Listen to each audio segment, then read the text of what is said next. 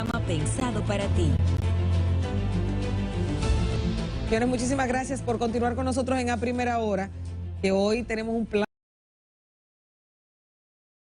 Rodríguez, Carlos Salcedo y Roberto Medina, a quien le damos las gracias por estar aquí en el día de hoy para nutrir al pueblo dominicano sobre todos estos temas que acarrea la reforma. Y le vamos a dar una pregunta inicial para que ustedes puedan explicarnos un poco. ¿Es necesaria la reforma constitucional en estos momentos? Bien, en primer lugar quiero agradecer la invitación que nos hacen para venir a discutirnos sobre la cuestión de la reforma constitucional con un grupo de amigos que hacen el quehacer de la justicia constitucional a diario en los tribunales. Lo primero es que, si nos damos cuenta, el presidente ha sido coherente. Yo creo que se pudiera decir que esta es una reforma de la coherencia. Porque desde la campaña del 19 el presidente había hablado de cuestiones tan fundamentales como la independencia del Ministerio Público, el esquema de la no reelección y la inclusión de la cláusula pétrea, el tema de la reducción de los diputados y la unificación de las elecciones, que se venían discutiendo. La gente entiende que es una discusión de ahora. Desde el 2020 en el CEP se empezaron a discutir los temas de reforma, donde participaron las academias, las iglesias, la sociedad civil, los empresarios, todo el mundo participó y empezaron a verse los posibles puntos esenciales de la reforma. Hoy en día se presentó el pasado lunes una reforma con 4 puntos esenciales, que uno de los principales es el tema de la independencia del Ministerio Público, la fortaleza del Ministerio Público como un órgano no independiente, que es lo que ha planteado el presidente.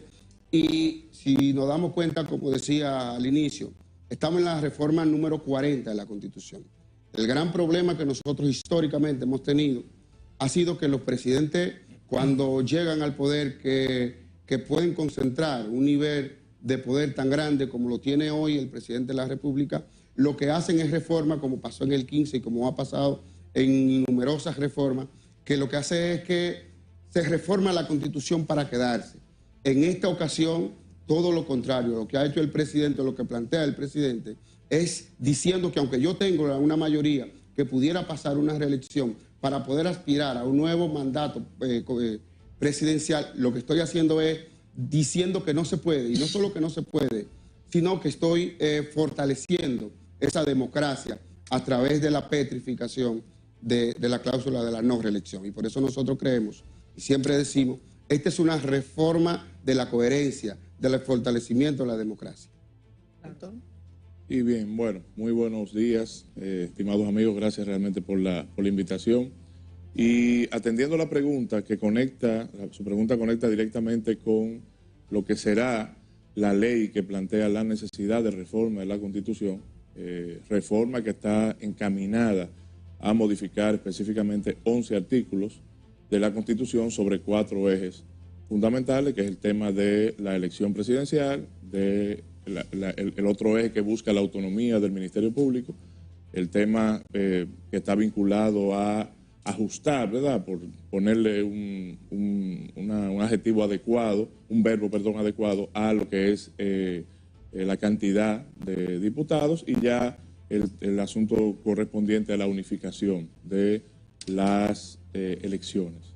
Realmente la necesidad está planteada o estará planteada, porque hasta ahora es un borrador el proyecto, será presentado el día 16, está planteada en su artículo 1 precisamente, y establece cuál es la necesidad, y de manera puntual está el objetivo, el objeto de establecer controles a lo que es el sistema de elección presidencial, que históricamente ha sido prácticamente el objeto principal de todas las modificaciones constitucionales que hemos tenido. Y segundo, generar mayor autonomía funcional al Ministerio Público. Entiendo que tenemos una necesidad histórica, la necesidad está planteada. Algunas, tal vez, no voces, sino organizaciones, han tratado de generar algún tipo de controversia en relación a la capacidad que pudieran tener los asambleístas para presentar otro tipo de modificaciones a la ley, pero mientras tanto, esos son los ejes fundamentales y la necesidad histórica está planteada hace mucho tiempo y ha sido una decisión del presidente Luis Abinader de enfocarse en la misma y de manera trascendental y sin precedentes, pues tocar lo que es el desmonte del poder precisamente del presidente de la República. Bueno, yo pienso que responder a la pregunta sobre si es necesaria una reforma de la Constitución pasa por verificar si la Constitución vigente tiene cuestiones que ameritan ser objeto de rediscusión. Y en mi lectura la respuesta es que sí. Yo he dicho desde hace más de 14 años que con todo lo que representó en términos de avances y de progresos, la Constitución del año 2010 nació necesitada de reforma. Varios de los elementos en los que he sustentado esa afirmación están presentes en la propuesta que ha planteado al país el presidente Luis Abinader. La reforma del 2010 incorporó un elemento que representó un retroceso notable en la lucha que desde finales de los 90 se había iniciado en el país para fortalecer el sistema de administración de justicia. Y ese aspecto al que me refiero es la incorporación del Procurador General de la República al Consejo Nacional de la Magistratura. Con esa incorporación se rompió el equilibrio, el equilibrio político, siempre precario, en la composición del Consejo Nacional de la Magistratura y, por tanto, en la decisión sobre quiénes integran los tribunales de administración de justicia constitucional, político-electoral y casacional más importantes del país. Esa es una de las propuestas que ha estado un poco solapada dentro de los 4 ejes temáticos y por tanto no ha sido lo suficientemente relevada como, a mi juicio, amerita. Está el tema siempre omnipresente de la reelección presidencial y de esa vocación que se ha movido entre lo trágico y el desequilibrio institucional a lo largo de más de 180 años de historia republicana. Es decir, aquí el 92% de las modificaciones constitucionales han girado alrededor, no del tema de la reelección, alrededor de la intención de una persona que tiene un impedimento constitucional expreso para continuar gobernando o presentándose como opción de gobierno, poder hacerlo. Y eso ha sido objeto o causa de guerras civiles, de golpes de Estado, de contragolpes de Estado, de perturbaciones económicas, de dictaduras a lo largo de toda nuestra historia. Está ahí la historia. Está la cuestión de la unificación de las elecciones. Si de algo sirvieron las elecciones municipales del 2020 fue para corroborar una cuestión que ya había sido objeto de análisis y de discusión suficiente en el país, y es del peligro para la estabilidad política que supone un esquema de división de las elecciones separadas por apenas 3 meses entre las municipales, de las legislativas y presidenciales. Nosotros evolucionamos de elecciones unificadas a una separación entre presidenciales de las legislativas y municipales en el 94. Y de ahí a unificar de nuevo las legislativas y las presidenciales, manteniendo separadas, pero en 3 meses, las municipales en el año 2010. Y esa fue la peor de las decisiones que se pudo haber tomado en materia de separación de las elecciones. Por tanto, lo que estoy diciendo es que hay razones más que valederas para dar inicio a un proceso de reforma de la Constitución en el país. Don Carlos. Mira, si nos vamos a la teoría de Darwin, la necesidad crea el cuerpo. En este caso particular, la necesidad la ha creado el líder del país en este momento, el presidente de la República, quien ofreció desde su campaña, como decía Carlos también, una serie de transformaciones limitadas a 4 puntos que ahora se están reflejando en esa solicitud de reforma constitucional, en esa propuesta de reforma constitucional. Los factores determinan, los hechos políticos determinan el objeto de la reforma. Y el presidente dijo que quería mayor autonomía para el Ministerio Público y no le bastaba que la sociedad reclamó que una persona del perfil de Miriam Germán no era suficiente. Él entendía que había que poner un candado para que los que vengan en el futuro como presidentes de la República pudieran nombrar, no pudieran nombrar directamente a una persona que pudiera tener una dependencia importante políticamente del presidente de la República. Yo creo que es un reclamo de la sociedad y es un reclamo que ha recogido el presidente de la República y por lo tanto son esos hechos, esos factores que determinan esa necesidad de la reforma. Por lo tanto, sí es necesaria la reforma porque lo determina el líder que impulsó ese proceso. Y la población también compró en parte, digo en parte porque no todo el mundo está de acuerdo, esa necesidad de reforma. Yo no voy a entrar en los detalles de cada uno de los elementos de la reforma.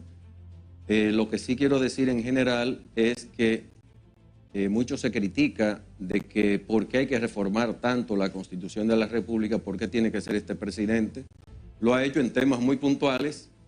Yo recuerdo cuando Clitofante en el diálogo platónico planteaba precisamente, bueno, se hablaba, Sócrates hablaba en ese momento contra Trímaco y entonces se hablaba de la reforma constitucional del 411, porque él estaba envuelto, en este caso Clitofante, precisamente con la reforma constitucional. Yo no le temo a la reforma constitucional, porque si somos demócratas tenemos que creer que el poder constituido, incluso descansa en los representantes, se disminuye la democracia incluso a través del representante por la historia tradicional de que usted me representa, pero bueno, usted se calla finalmente después que me elige.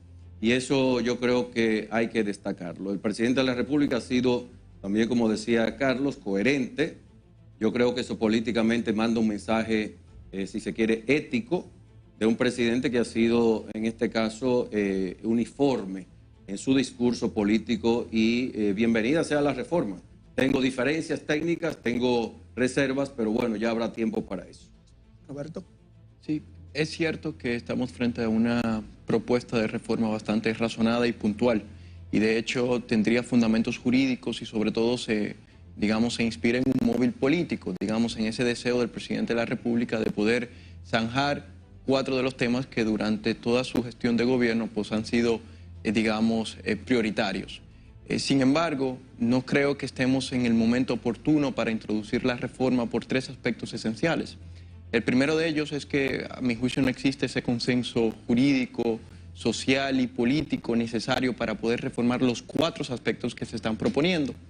Por otro lado, existen otras reformas también igual de importantes que van a a impactar de manera directa en la vida de la ciudadanía y que deberían ser priorizadas, como sería una reforma fiscal, la reforma del sector eléctrico, entre otras, son reformas también igual de importantes que van a tener un resultado directo para el bienestar de la población. Y tercero, se tocan aspectos como sería, por ejemplo, excluir del procedimiento de reforma todo lo que tiene que ver con el modo de elección presidencial, específicamente el tipo de reelección, que a mi juicio al tocar el procedimiento de reforma requiere de un referendo aprobatorio, lo que además le daría mayor legitimidad al procedimiento de reforma que ha introducido o que pretende introducir el presidente. Y digamos que consultar a la población luego de salir de un proceso electoral en estos momentos es un poquito, complicado. Por lo tanto, creo que por esos 3 elementos, aunque hay necesidad de una reforma, aunque tiene fundamento jurídico-político, creo que no es el momento adecuado para introducirlo. Mira, me parece sumamente interesante esto porque pensé que todos iban a estar de acuerdo con que era el tiempo de una reforma. Yo particularmente he dicho que hay cosas que creo que son más necesarias. La reforma o el tema de la modificación a la Ley de Seguridad Social, por ejemplo, para mí yo creo que es más urgente que cualquiera de estas reformas que se puedan estar planteando. Pero la semana pasada, cuando el presidente el lunes en la semanal proponía esta modificación a la Constitución, entendiendo que el presidente tiene mayoría en el Congreso, dijimos, bueno, va a ser un fly al catcher. El presidente va a tener todas las de ganar porque va a poder decirle a sus legisladores, esta es la línea y esto es. Sin embargo, 2 días más tarde, mandamos un equipo de prensa, se contacta a los legisladores y principalmente la propuesta de la modificación a la cantidad de curules en el Congreso de 190 a 137, todos dijeron que no, pero todos los del PRM fueron los que nosotros ubicamos que dijeron que no. Entonces me gustaría saber, sabiendo ya que el presidente no va a contar con ese consenso, que yo pensé que si me equivoqué ahí, ¿verdad? ¿Qué ustedes opinan con relación a las demás? Porque ya vimos que ellos no se van a mutilar en el entendido de que puede tocarle a uno, pero puede que le toque a otro de los de ellos. ¿Qué ustedes opinan con relación a que sea fácil o difícil para el presidente hacer esta reforma constitucional, sobre todo con los puntos que están de alguna forma afectando a los propios legisladores? Bien, mira, en la presentación de la reforma el pasado lunes, el presidente dejó bien claro que él quería una reforma de consenso. Y de hecho, cuando se presentaba la semanal, una de las cosas que hizo el presidente fue que publicó una especie de encuesta que se había hecho por la plataforma digitales. Y el alto porcentaje de aceptación de la reforma constitucional rondaba entre un punto y otro en los 92, de los 92 hacia arriba. Esa es la aceptación social. Pero esa es su cuenta particular, sí, su chat, y de hecho... donde lo siguen sus seguidores, valga la redundancia, ¿verdad? Sí, pero de hecho, y así lo dijo él, esto no es una encuesta formal, esto es una encuesta que nosotros lanzamos para poder medir por esta vía el nivel de aceptación. Ahora, ¿cuáles son los puntos? Y aquí esto es importante. El presidente dijo en la presentación, nosotros tenemos hoy la forma de pasar una reforma, pero nosotros no queremos pasar una reforma, y ha sido reiterativo. Y de hecho, cuando se empezaron las discusiones de esta reforma, que empezaron el año pasado, que empezaron de hecho en el 2022, la idea era consensuar los puntos esenciales de la reforma. Y aquí los partidos políticos tenían una posición, la sociedad civil tenía una posición, las universidades, los académicos tenían una posición. Y lo más importante, yo creo que lo que da legitimidad a esta reforma en particular, yo creo que tiene que ser conseguir el consenso, tanto como decías, de los legisladores, de los asambleístas, que tendrán su posición, y entonces tocará al propio presidente y al partido de gobierno terminar de convencer, porque la reforma no es una reforma mala. La reforma tiene justificación en una necesidad social, en un fortalecimiento de la democracia. Y por eso yo creo que es una tarea y que se va a lograr, porque los puntos que se presentan en la misma son puntos necesarios. Yo creo que esa sería una tarea pendiente. El objeto de la reforma, posiblemente, si usted lo analiza con la mayor profundidad posible, tiene un contenido jurídico y un contenido político. Si usted le quita el eje del tema de los diputados, la reforma posiblemente pasa sin ningún tipo de inconveniente. Pasaría tal vez sin arrugas. O sea, que se le fue al presidente esa. No, no se le fue. No, imposible. Vuelvo y repito, aquí hay personas, incluso aquí hay corrientes que plantean que el Senado debe ser eliminado y que se quede la Cámara de Diputados. Sí, eso es cierto. Es decir, hay una necesidad histórica respecto del tema también. Lo que yo entiendo es que el presidente se la ha jugado y es un reto político resolver la situación del desmonte de una cantidad significativa de legisladores, como son los diputados. Entonces, usted me dirá, matemáticamente, ¿en qué consiste la reducción? 52. ¿Frente a cuánto? Entonces, hay un punto que tal vez la mayor cantidad de personas no ha tocado. Quienes estarían en desacuerdo con la reducción posiblemente sean los que proyectan que estarían afectados, las demarcaciones que estarían afectadas. Entonces, tal vez pudiera yo estar dando ahí algún dato interesante respecto de cómo pudiera resolverse el tema. De todos modos, estamos frente a un presidente que concilia y es muy apegado al consenso. Y está frente a un reto político resolver la situación de los diputados.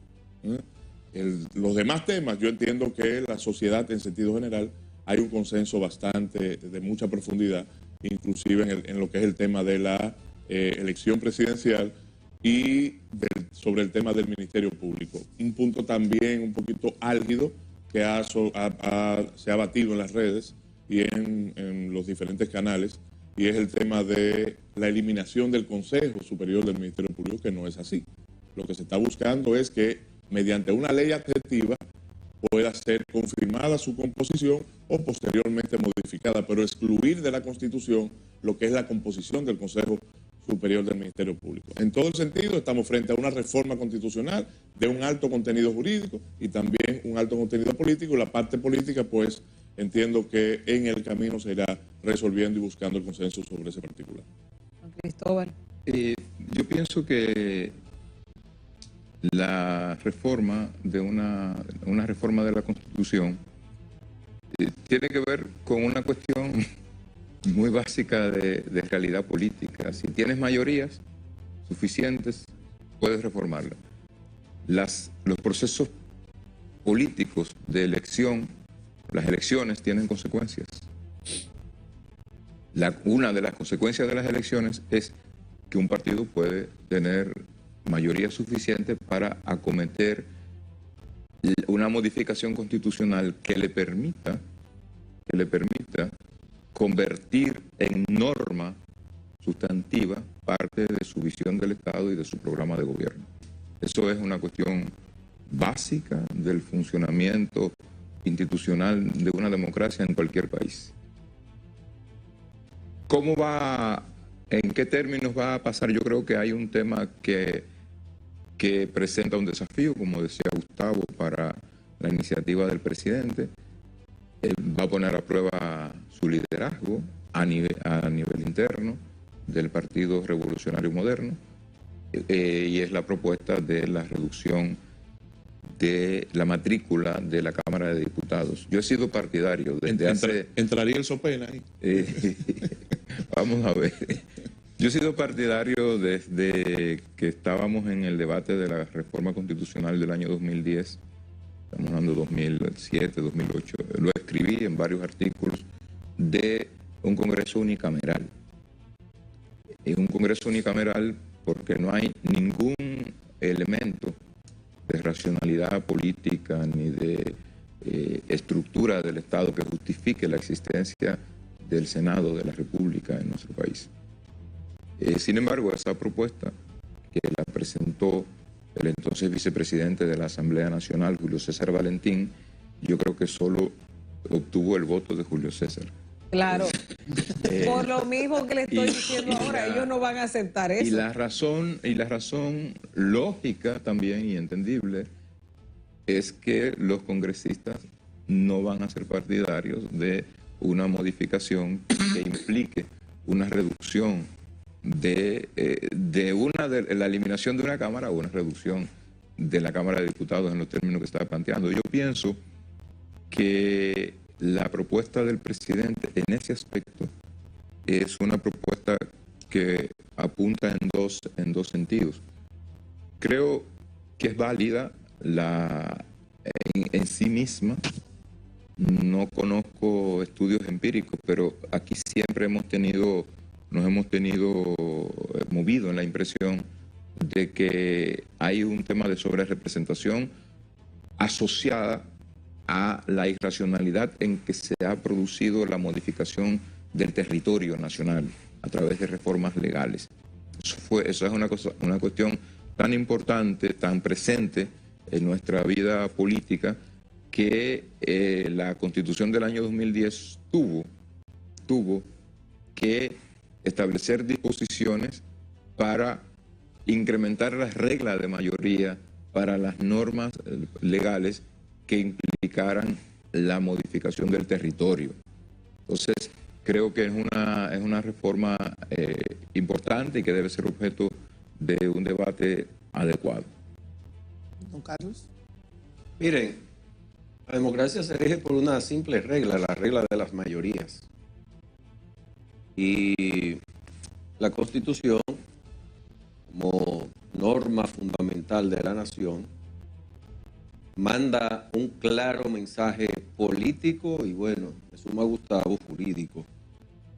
Incluso he hecho alusión que hice una observación incluso en el Palacio en ocasión de una de las invitaciones, que cuidado con hacer separaciones. Bueno, este es político y tiene que ser solamente de esta manera, nos vamos a referir solamente al tema jurídico.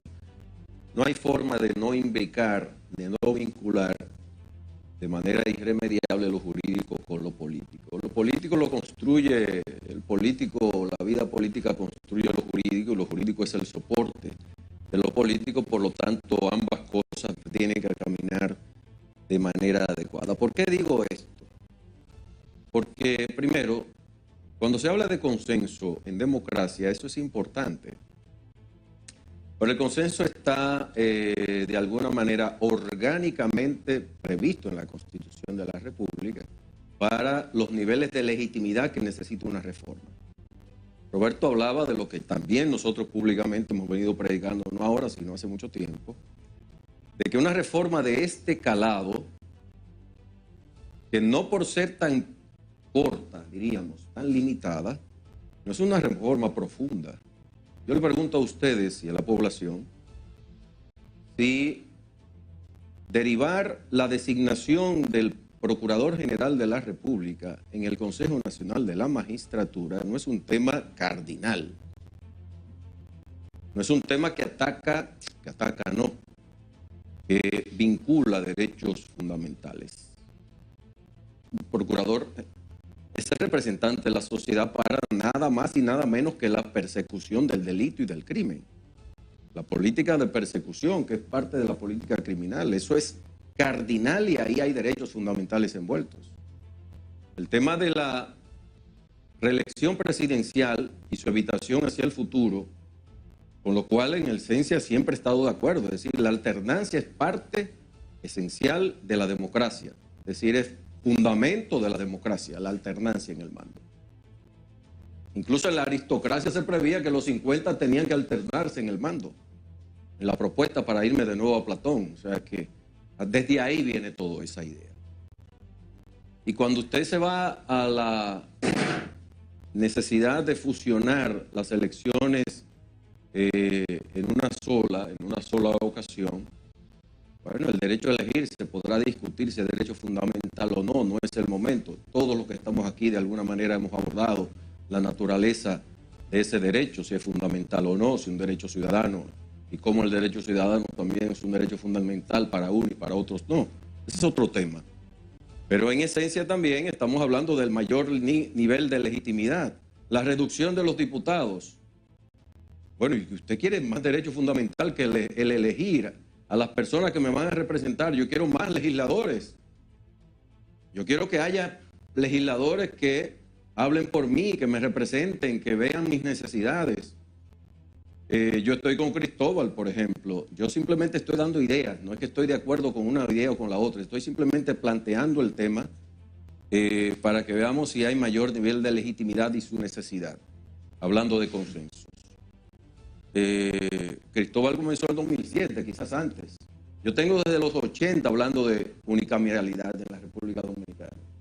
De ese esperpento jurídico político en la República Dominicana, de un país pequeño, estructurado alrededor de un sistema presidencialista, que además le suma un Senado. O sea, eso no es una cosa horrorizante desde el punto de vista técnico, político, jurídico, como usted quiera. Por lo tanto, el presidente se la quiere jugar y se la ha jugado con principios y valores democráticos, pero al mismo tiempo hay que cuidar la legitimidad que viene de la Constitución. Esa reforma que se va a producir sin un referéndum no estará legitimada constitucionalmente. Tendrá que necesariamente pasar el sedazo. Se dirá, bueno, como dice Roberto, es un problema porque pasamos elecciones. Bueno, ese es el costo de esa propuesta. Y yo hice las observaciones a lo interno, previa, en ocasión no solamente de reuniones conjuntas con varios juristas, sino en otros espacios en los que he sido de alguna manera consultado.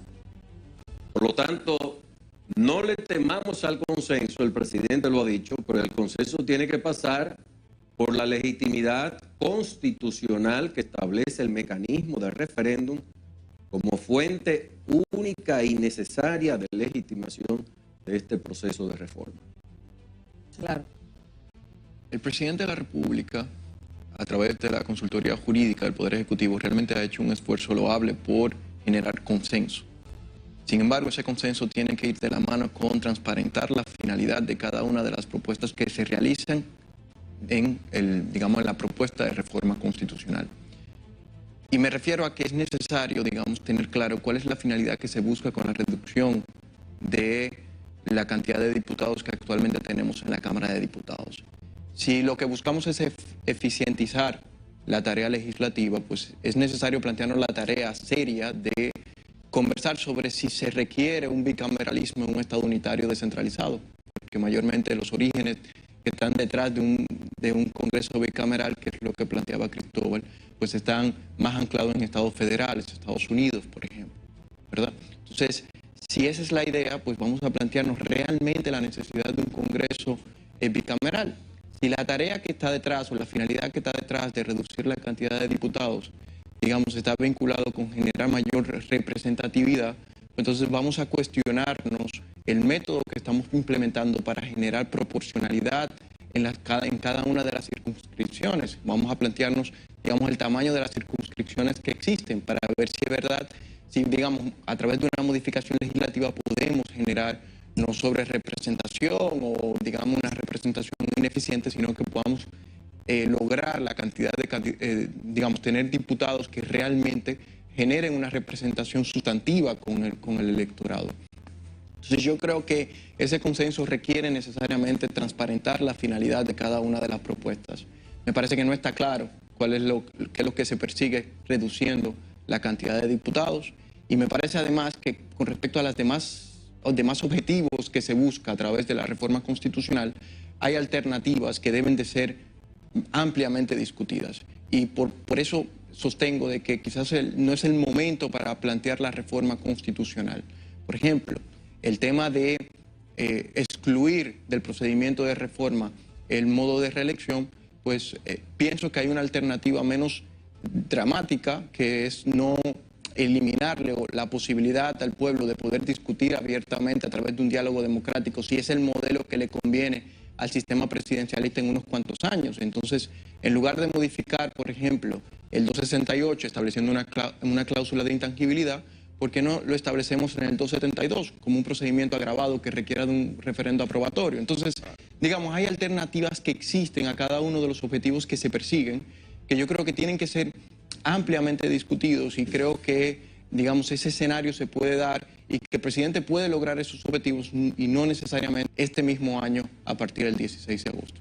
Bien, yo creo que Roberto ha dado inicio a lo que quiero que sea mi pregunta.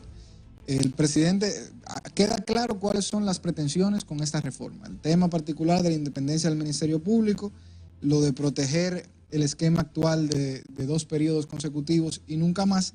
Y en el tema particular de la reducción de los miembros de la Cámara de Diputados, de los diputados, deja en cierto sentido entrever un problema de la eficiencia de la Cámara de Diputados. Primero porque finalmente, si lo que sale costoso es lo que no funciona. Si estuviera funcionando de manera correcta, no habría necesidad de disminuir en ese sentido los costos, pero también por lo que representa el hecho del aumento de la matrícula de los diputados nacionales, lo que nos demuestra claramente una actitud de conciencia de que ha fracasado en cierto sentido la parte del voto preferencial.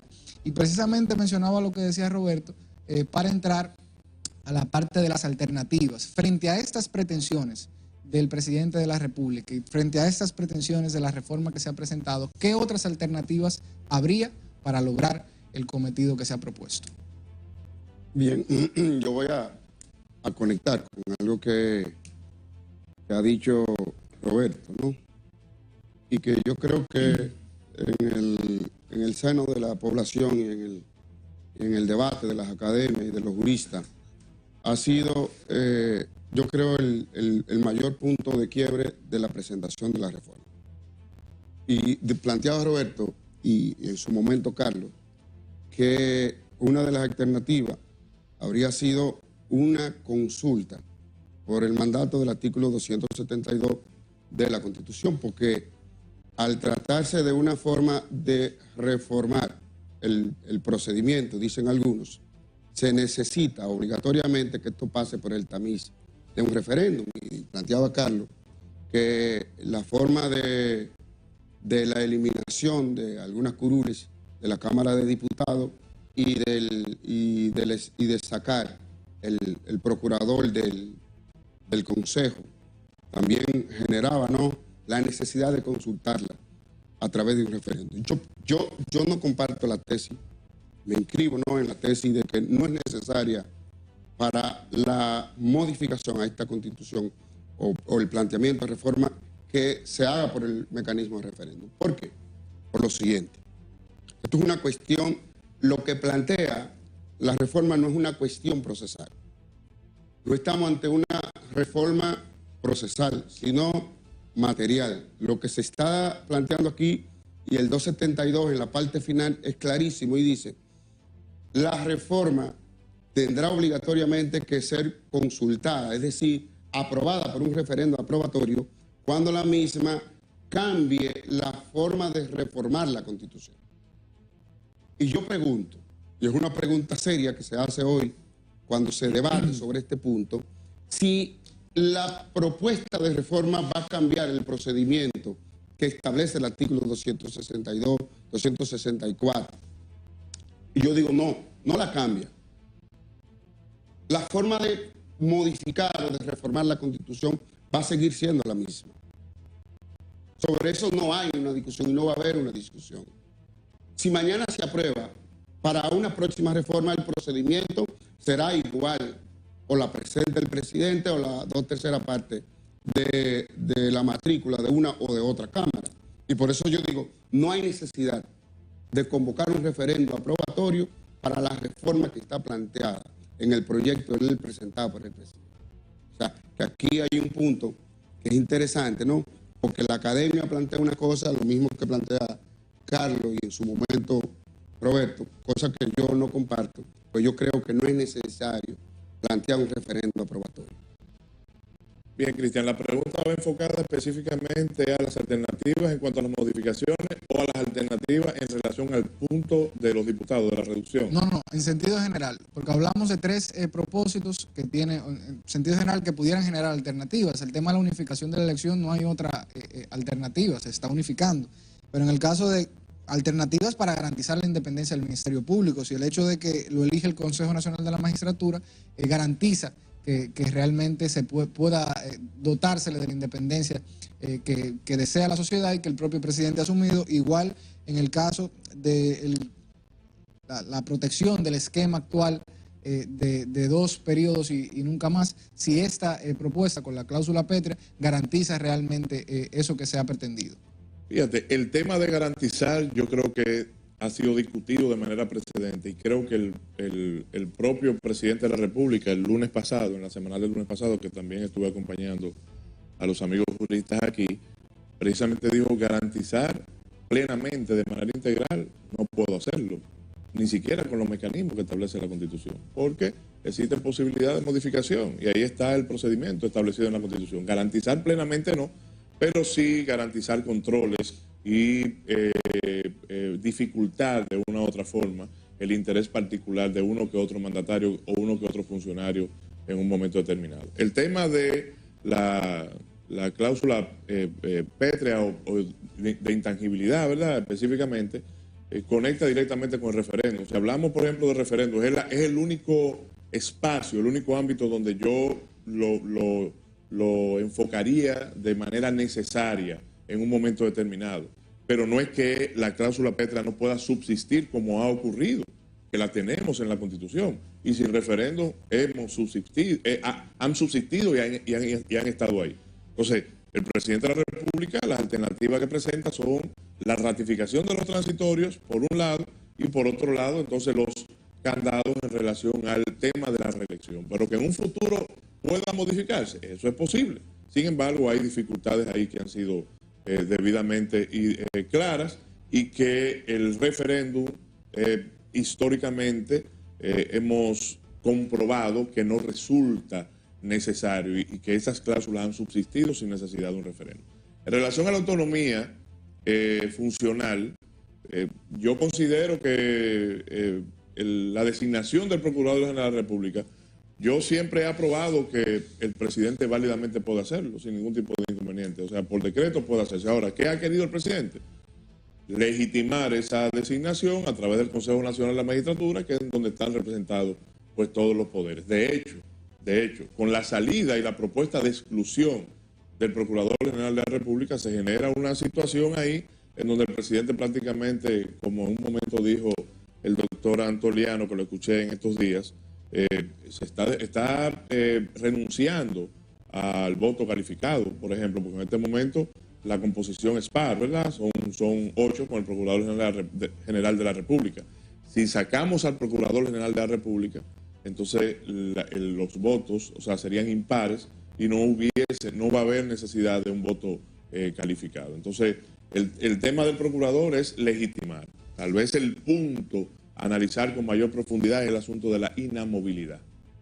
Siendo el Procurador General de la República un funcionario tan impactado de manera transversal por muchísimos hechos. O sea, no es lo mismo que un juez. Un juez está ahí hablando por sentencia, estudiando los casos, pero son muchas las cuestiones que pueden impactar el ejercicio de un Procurador General de la República, y pudiera ser el tema a analizar, que es el tema de la inamovilidad. Y finalmente, la única alternativa para el tema de los diputados es ponerse o no de acuerdo, o reducir un poco la pretensión del presidente en cuanto a la cantidad. Bueno, 52, 30, 35 es la única vía de consenso, pero yo creo que debemos sentarnos en la voluntad del presidente de poder impactar con una reducción de los diputados, no solamente el tema de la funcionalidad, sino también el tema del gasto público. Yo le diría, antes de que pase Cristóbal, que es posible, hay una propuesta de que si se saca el procurador, que se entre el presidente del Tribunal Constitucional. Esa es otra medida que se ha propuesto también. Bueno, si hablamos entonces de la entrada del presidente del Tribunal Constitucional, que yo no lo veo mal, estamos hablando de un órgano extrapoder, pero entonces tendríamos que pensar en el Tribunal Superior Electoral, que es otro órgano extrapoder. Pero también podemos pensar... Pero debería quedar sin par. O sea, yo creo que pudiera complicarse, no es que no es posible, pero por ejemplo el presidente tiene un anhelo. La composición del Consejo. En mi criterio, ninguna instancia que no esté legitimada por el voto popular debe tener representación en el Consejo Nacional de la Magistratura. Por tanto, las universidades sobran, la sociedad civil sobra. Es decir, son los políticos que buscan el voto que legitima su paso por el poder los que deben tener la responsabilidad de decidir quiénes son los jueces que tienen facultad para anular leyes dictadas por el Congreso Nacional. Esa no es una cuestión menor. Una de las críticas más incisivas que se ha hecho a la función de los jueces constitucionales es que de dónde viene su legitimación para anular leyes del órgano por excelencia de la representación popular en una democracia que es el Congreso. Bueno, pues esa legitimación solo puede venir de la voluntad manifiesta de quienes en el Consejo Nacional de la Magistratura representan a las instancias de representación popular, por un lado. Por otro lado, en relación con la propuesta alrededor del Procurador General de la República. Yo creo que la cuestión más importante de la propuesta es la que menos se ha relevado. ¿Cuál? Que es el establecimiento de un régimen de incompatibilidades. Es decir, hay condiciones que si usted las ostenta, usted no puede ser Procurador General de la República. Esa cuestión no existe en la Constitución vigente. Es decir, si usted ha sido miembro de un órgano de dirección de un partido político en los últimos 5 años, usted no puede ser procurador. Frente a eso, si lo elige el presidente por decreto, si lo elige el Senado a propuesta del presidente, si lo ratifica el Senado a propuesta del presidente, o si lo elige el Consejo, son cuestiones secundarias. Lo más importante no es quién o cómo se designa el procurador, sino qué criterios tiene o sí que tener en cuenta quien lo designa para al momento de decidir quién va a ser el Procurador General de la República. En otro orden, quisiera referirme brevemente al tema del referéndum. Nosotros en la teoría constitucional sobre la reforma hay varios tipos de limitaciones que se establecen. Son de tipo procedimental, de tipo material, de tipo circunstancial. Es decir, si hay un estado de excepción previamente declarado, no puede haber reforma constitucional. Hay una circunstancia que lo impide. Si las cuestiones de propuestas materiales, modificar el sistema de gobierno no se puede porque hay un texto de intangibilidad. Y luego están los procedimientos. Lo que dice la Constitución de la República es que el referendo es necesario cuando la Constitución versa sobre el procedimiento de su reforma. Pero la petrificación o el establecimiento de la cláusula de intangibilidad alrededor de la cuestión de la reelección presidencial es una propuesta de reforma material, de contenido, no procedimental de la Constitución. Por tanto, podemos discutir si convertir en cláusula intangible el mecanismo de reforma es lo más conveniente desde el punto de vista de la política constitucional. Yo he sido partidario del incremento de las mayorías en la aprobación de la ley que declara la necesidad de la reforma, en el criterio de validez para la sesión de la Asamblea Revisora desde el punto de vista de la conformación del quórum y en el voto, en la cantidad de votos necesarios. Pero esa reforma eso sí implicaría un referendo aprobatorio, porque eso sí toca cuestiones transversales del procedimiento de reforma. Y parece que después de unas elecciones recién concluidas, con vistas a una reforma tributaria que será probablemente la que siga a la de la Constitución, el gobierno no quiere meterse en un proceso electoral adicional. Entonces, pero reiterar, no me parece, y en eso discrepo tanto de Carlos como de Roberto, que la intangibilidad de la cuestión de la reelección y la duración del periodo presidencial amerite un referendo. Creo que no es necesario. ¿Cuál de los Carlos? Me encanta cómo difieren estos con el nivel. ¿Qué nivel ustedes tienen? Bueno, la verdad que ustedes son especiales. Déjame ponerle un poquito de mostaza antes de que Carlos Salcedo entre sí con mi amigo Cristóbal. Decirle a mi amigo Cristóbal que las universidades no sobran, que la academia no sobra. La academia no son estructuras solamente en donde los grandes juristas y todo vamos a debatir temas, sino yo creo que pueden tener más incidencia en las decisiones. Los jueces de la Suprema Corte de Justicia no están impactados por el voto popular y están en el Consejo Nacional de Magistratura. Entonces, mientras mayor representación tengan... Podríamos revisar. Bueno, me comprometo a dedicarte a un artículo que le voy a poner las universidades no sobran. en honor a tu criterio. Tal vez no sea necesario, pero sí, y perdón. Quiero acotar lo de las universidades. Yo lo que he sido el profesor toda la vida. Las universidades sobran en el Consejo Nacional de la Magistratura porque no hay nada que aporten desde el punto de vista de la justificación en el proceso de integración de unos órganos cuyas facultades exigen un nivel de legitimación democrática que las academias no le dan. La legitimación democrática la da el voto popular.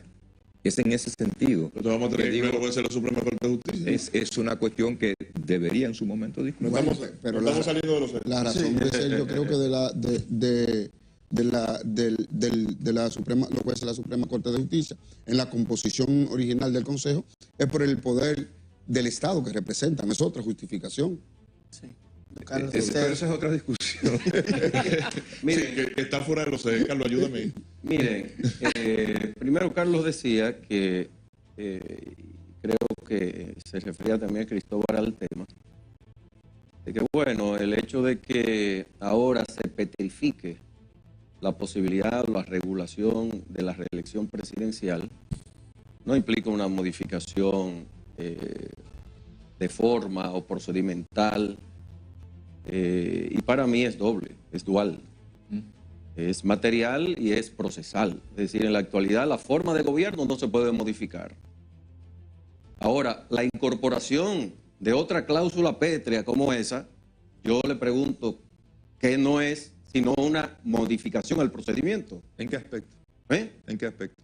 La forma de elección ya no va a ser exactamente la que se pueda realizar soberanamente a través de un mecanismo de selección posterior por parte de la población o de homologación posterior de la población. Pero la forma es un procedimiento que está ahí. La elección no cambia. El procedimiento de elección no cambia, se mantiene. Bueno, pero se petrifica, se cambia la forma. El 124 no se altera. Pero bueno, ya es una discusión posterior. Simplemente podemos discutirlo con mucho mayor amplitud. Yo sé que tenemos que referirnos. El hecho de la incorporación en el 268 automáticamente implica una petrificación, como lo ha dicho el presidente, y eso es una modificación sustancial y procedimental. Es mi juicio. Pero en segundo lugar, y en eso sí coincido con Cristóbal y lo hemos escrito también y dicho públicamente, una alternativa para la modificación que el presidente propone es agravar la forma, las mayorías que en este caso tienen que necesariamente intervenir en el Congreso Nacional para aprobar la necesidad de la reforma. Si usted tiene las 2/3 partes en la actualidad de la matrícula de ambas cámaras, que tiene que ser cada una más del 50% para que sea válida la ley de reforma y la modificación, en lugar de las 2/3 partes de esa matrícula, la 3/4 parte podría ser un mecanismo de candado adicional que pasa primero por la ley de reforma, que pasa en segundo lugar por esas dos mayorías y que en este caso se agrava. Y yo le añado el elemento, y en eso difiero de Carlos de nuevo, de que no hay necesidad de un referéndum constitucional. De hecho, el espíritu del presidente desde el principio a mí me indicaba que teniendo una mayoría que resultó de las elecciones, no aprovechara la oportunidad para legitimarse mucho más esta reforma constitucional. Es una oportunidad de oro. Yo no sé cuántas veces más la pueda tener el PRM mañana si permanece en el poder o el partido que venga al gobierno. Pero para mí algo significativo de todo este proceso de reforma y que tiene que ver precisamente con los niveles de legitimidad, yo también en esto difiero de mi querido amigo Cristóbal. Y aquí lo voy a hacer un poquito más amplio el tema. Yo siempre dije que el Consejo Nacional de la Magistratura estaba cortado.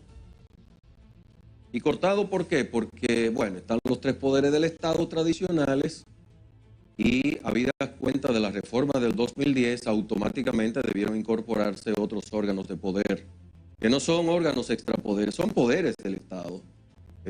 Aquí tradicionalmente tenemos en la cabeza de que existen tres poderes. ¿Quién ha dicho eso?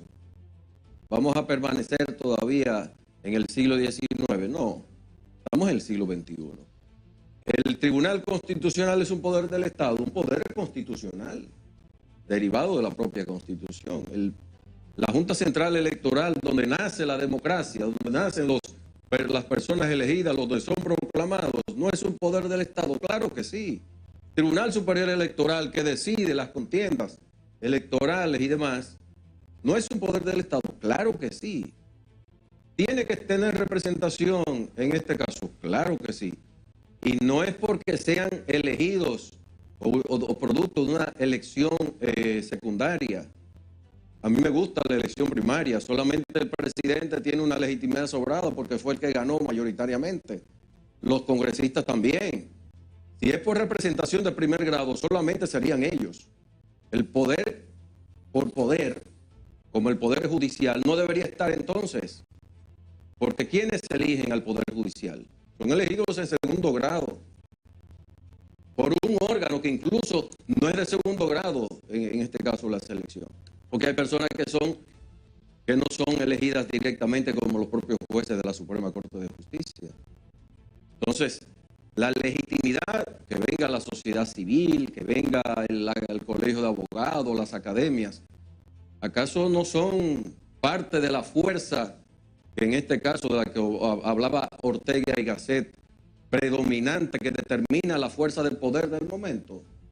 Quienes están ahí en el gobierno son el producto precisamente de lo que en este caso no tienen una representación. Son los representados y son los que finalmente tienen el poder democráticamente hablando. Por lo tanto, yo creo que es una discusión que podría ser incluso mucho más amplia, porque a final de cuentas, si queremos democracia, tenemos que rodear estos órganos de poder de mayor democracia. Y la forma es abrirlo un poco más. No es para que tengamos un estadio olímpico para que sesione, en este caso, el Consejo Nacional de la Judicatura. Pero ahí faltan 4 miembros, o 5 o 6, para que sea mucho más plural. Que sea impar también. Y no haya ese temor a que el liderazgo presidencial, en este caso particular, yo digo que es una ficción. Bueno, el presidente quiere que sea el Consejo Nacional de la Magistratura, pero bueno, ¿y quién es que preside el Consejo? ¿Quiénes son los que conforman las mayorías? El presidente del Senado, presidente de la Cámara. Yo le pregunto a ustedes, los jueces de la Suprema, con todo el respeto y el nivel de independencia que tengan, ¿de quién depende el presupuesto de ellos? ¿Quién lo formula? ¿Quiénes los aprueban? ¿Cuál es el mandato que reciben ellos? ¿Es esto lo que se va a aprobar? ¿Cómo se van a ir en contra de quienes finalmente le van a apoyar para el ejercicio del Poder Judicial? Entonces, son preguntas que quedan ahí y que yo creo que de alguna manera dan para mucha discusión. Sí, Roberto. Si bien las cláusulas de intangibilidad constituyen un elemento material vinculado a la reforma constitucional, no hay dudas de que impactan de forma directa los aspectos procedimentales.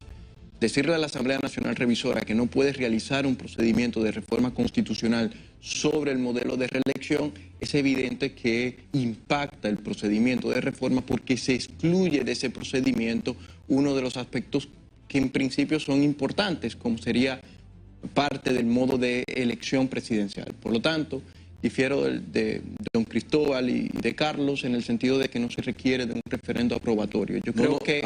¿De cuál Carlos? De Carlos González. Perfecto. Porque... Ahí don Carlos, y de hecho pienso que una interpretación literalista del 272 puede tener efectos perversos, porque próximas reformas que versen sobre temas vinculados al 272 solamente hay que incluirlos como una cláusula de intangibilidad para saltarnos el referendo aprobatorio, que es lo que le va a dar legitimidad a eso, a la reforma constitucional. Entonces, entiendo que como se trata de un elemento material que toca de manera directa los aspectos procesales, se requiere de un referendo aprobatorio en base a lo que dispone el 272. La otra discusión es si realmente se requiere incluir el modelo de reelección dentro de las cláusulas de intangibilidad. ¿Qué es lo que buscan las cláusulas de intangibilidad? Es garantizar, digamos, el modelo de democracia constitucional que nosotros no hemos dotado. Por eso se incluye en el 268 como una cláusula de intangibilidad la forma de gobierno. Porque la idea que está detrás del constituyente es que si se modifica la forma de gobierno, ya no estamos frente a una modificación constitucional, sino a una especie de revolución. Entonces lo que se busca garantizar es la organización jurídica política político que no hemos dotado. Entonces, la pregunta que tenemos que hacernos es, ¿el modelo de reelección o los distintos tipos de modelos de reelección van en contra del sistema presidencialista? No, son igualmente válidos. Por tanto, es una discusión que tiene que estar abierta al diálogo democrático. No puede ser una cláusula de intangibilidad. Podría contemplarse como un procedimiento de reforma agravado. Bueno, para evitar lo que históricamente ha ocurrido, que lo ha denunciado Cristóbal, de que se modifique la Constitución de manera constante por el modelo de reelección, pues vamos a ponerlo en el 272 y vamos a requerir un referendo aprobatorio. Eso generaría un incentivo o desincentivaría más bien que se realicen reformas constantes sobre el tema. Yo entiendo, de cara a la pregunta sobre la alternativa, de manera muy puntual, con respecto a, digamos, garantizar la estabilidad constitucional, evitando reformas posteriores con respecto al modelo de reelección, la propuesta o la alternativa sería incluirla en el 272 y no en el 268. No incluirla como una cláusula de intangibilidad, sino como uno de los temas agravados para el procedimiento de reforma constitucional. Con respecto al segundo tema de la independencia del Ministerio Público, eliminarle, por ejemplo, el diseño de las políticas de criminalidad, eso parte de una concepción restrictiva de la política de criminalidad, porque lo que se trata es de excluir la acción de persecución penal de los aspectos preventivos. La idea que estaba detrás de la política de criminalidad, como está contemplada ahora, es que contempla ambos elementos. El Ministerio Público puede fácilmente diseñar las políticas contra la criminalidad en coordinación con el Poder Ejecutivo. Eso podría ser una alternativa que no requiere de una reforma constitucional. Y yo creo que los mecanismos de control para garantizar la autonomía del Ministerio Público, digamos, están dados en el propio texto constitucional. O sea, vuelvo y reitero, hay elementos, hay alternativas que pueden observarse. Con respecto a la disminución de los diputados, vamos a replantearnos a través de una ley adjetiva el tamaño de las circunscripciones. Vamos a apostar por una mayor representatividad, que es lo que yo creo que es lo que se debe de buscar, que existe una representación sustantiva entre el representante y el elector, que el representante tenga las condiciones para poder representar dignamente en las cámaras legislativas. Entonces, digamos que son temas que, como ustedes pueden ver, nosotros mismos no estamos de acuerdo porque son temas, digamos, que requieren de una discusión amplia, de un consenso más amplio y por lo tanto no, vuelvo y reitero, no creo que sea la pertinencia para someter esa reforma sin que esos temas estén, digamos, bastante dilucidados. Ya estamos creo que Gustavo nos está pidiendo una... No, simplemente una pregunta para Roberto, claro, de que si las cláusulas de intangibilidad han subsistido o no sin el referéndum para su modificación. O sea, ¿han subsistido? ¿Han estado ahí? Digamos, si tenemos la cláusula de intangibilidad a partir de la reforma constitucional de 2010. Digamos, todavía no se ha tocado ningún elemento. No se ha puesto a prueba. Exactamente, no se ha puesto a prueba. Y tampoco se ha puesto a prueba el 272, porque no se han modificado derechos fundamentales, no se han modificado ninguno de los temas que están enlistados en el 272. Ahora se está poniendo a prueba. Y ahora la discusión es que no se trata de un elemento procesal, sino de un elemento material para podernos saltar el 272. Sin tomar en cuenta que lo que hace el referendo aprobatorio es darle mayor legitimidad a la decisión del presidente de la República. Sí, nadie ha dicho que no, pero han insistido. Pero se requiere el 30% del electorado, que es todo un reto. Por lo tanto, quizás preparar a la ciudadanía para consultarle sería, digamos, la actuación más idónea que podría hacer el presidente. Y no sé si decir el tema de cuestionar el tema de la representatividad, gobiernos municipales, regidores, diputados, senadores. O sea, yo creo que hay una sobre-representatividad. Pero yo creo que eso no resiste análisis. Meternos ahí a analizar si estamos bien representados o no, yo creo que la reducción en ese sentido, partiendo de ese contexto, es válida. Puedo decir que de verdad que nos quedamos cortos con el tema de que ustedes iban a hacer un plato fuerte, exquisito, porque con ustedes no hay desperdicio alguno, de ninguna. Yo hubiese querido que fuera un poquito más fuerte, pero lo han sido. Sí, ahora con un nivel que te tienen que darle cátedra a algunos políticos y algunos gremios. Carlos, porque no parece que ustedes son abogados, ¿verdad que no? Y fue sin desayuno. Sí, no parece que son abogados, ¿verdad que no? Ustedes saben por qué lo digo. Sí. Ay. Creo que ya estamos en la parte, estamos despidiendo. Cristóbal nos pidió un turnito ahí para cerrar. Es muy simple. Hay una confusión gruesa alrededor de la composición del Consejo. El criterio no es representación de los poderes públicos, de los poderes del Estado. 2 de la legislatura. No. El criterio es que los partidos políticos, que las fuerzas políticas que tienen representación en los órganos de la representación popular estén equilibradamente representadas, los partidos. Es decir, que un partido político o su órgano máximo de dirección no tenga la posibilidad de decidir por sí mismo, sin sentarse a negociar con el otro, quienes integran las altas cortes. Ese es el criterio. Así que no podemos confundir que es que esto es el Consejo es una representación de los poderes del Estado. No, eso es un error interpretativo. ¿Y qué hace el Poder Judicial entonces ahí? Bueno, pero yo dije hay que revisarlo. Y nosotros que no están, o sea, hay un problema grave. Yo dije lo que dije, si quieres lo reitero. Yo creo que cualquier agente que no provenga del voto popular sobra en el Consejo, por el criterio a que se aviene su composición. Correcto, pero si está el Poder Judicial ahí, entonces quitemos al Poder Judicial, que es lo que en esencia debió ocurrir. Dejemos solamente al presidente de la República y el Congreso Nacional representado. Serían 5 en total. En tu argumentación ahorita estuve totalmente de acuerdo contigo, aunque no es un punto a debatir porque no está planteado para la reforma, pero nada, hemos dado el paso hacia allá. No le compre la idea a Cristóbal de que tiene que ser la representación por el voto popular. Otros sectores pueden estar válidamente representados y legitimar aún más el Consejo Nacional. Tenemos que cerrar aquí para que el canal no agradecemos realmente su participación. Estuvo con nosotros Carlos González, Gustavo de los Santos Cole, de Biel Cole de ahorita, ¿verdad? Cristóbal Rodríguez también estuvo aquí con nosotros, Carlos Salcedo y Roberto Medina, un plato especial. Excelente. Creo que le da un poquito más de amplitud a lo que se está iniciando a debatir por la República Dominicana. Agradecerle sobre todo a ustedes su tiempo. Yo me quedé con varias, se la voy a hacer ahora cuando terminemos. Agradecemos su tiempo y gracias por ayudar al pueblo dominicano. ¿Usted está seguro que no hay forma de que se modifique la Constitución para que se reelija nuevamente el presidente? Gracias por estar con nosotros. Bye, bye.